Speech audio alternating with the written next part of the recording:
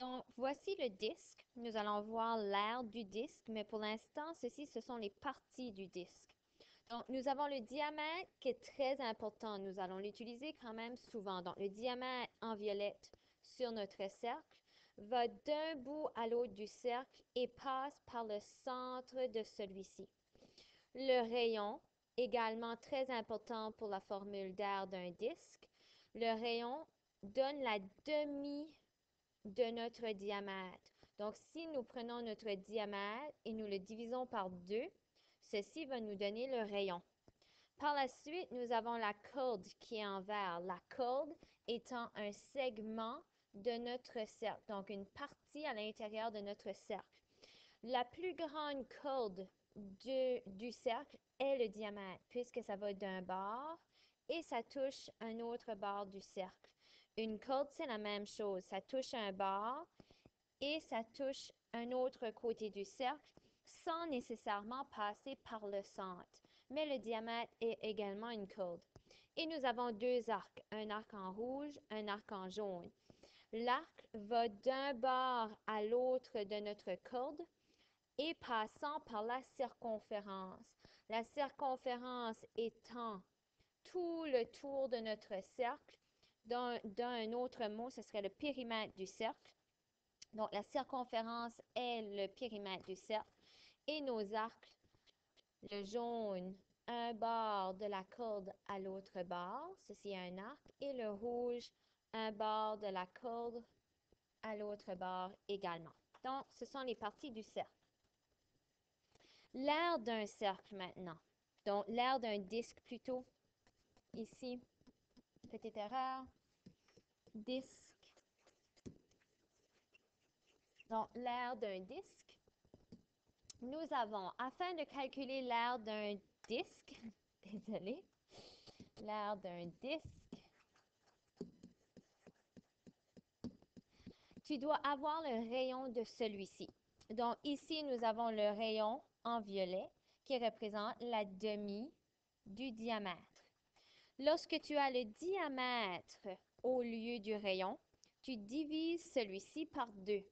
Donc, nous avons le diamètre. Afin de pouvoir calculer l'aire du disque, nous devons prendre le diamètre et le couper en 2. Donc, le diviser en 2 afin d'avoir le rayon. L'aire d'un disque. Donc, formule. Il y a deux formules que vous pouvez utiliser. La première, A est égal à pi fois R au carré. N'oubliez pas, lorsqu'il n'y a pas de signe entre deux choses, cela signifie une multiplication. Donc, R est égal à pi fois R au carré. Ou vous pouvez utiliser la formule A est égal à pi fois R fois R. Je veux que vous remarquez ici, R fois R, c'est la même chose que R au carré.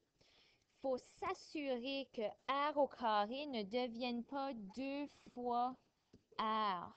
Donc, ce n'est pas 2 fois le rayon ici, mais bien le rayon fois le rayon. Donc, on multiplie le rayon par lui-même et non pas par 2. Donc, il faut faire attention. Ici, si je fais le problème, donc pour trouver l'aire du disque, je commence avec ma formule. Et en classe, nous utilisons pi fois r au carré. Pi étant toujours 3 et 14 centièmes fois le rayon qui est 8 au carré.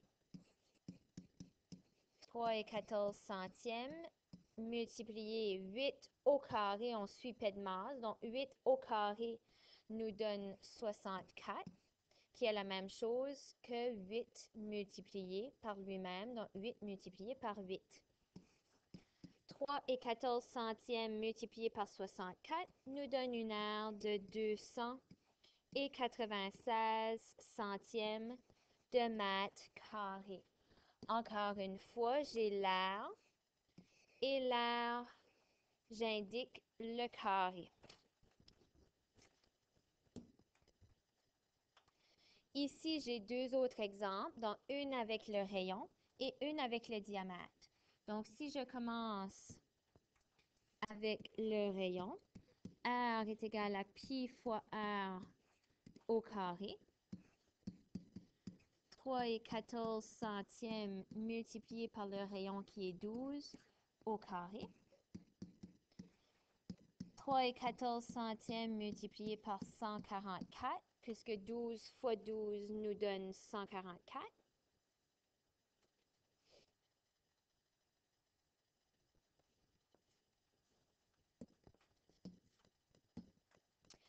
Et par la suite, nous prenons 3,14 multiplié par 144 qui nous donne notre R de 452 et 16 centièmes centimètres carrés. Pour le deuxième exemple, donc R encore pi fois R au carré. 3,14 multiplié par le rayon. Donc ici, puisque le diamètre est 18, nous devons faire le diamètre divisé par 2 afin de trouver notre rayon qui est 9. 9 au carré. 3,14 multiplié par 9 au carré. 9 fois 9 nous donne 81, qui nous donne une aire de 254 et 34 centièmes de centimètre carré. Voilà pour l'aire d'un disque.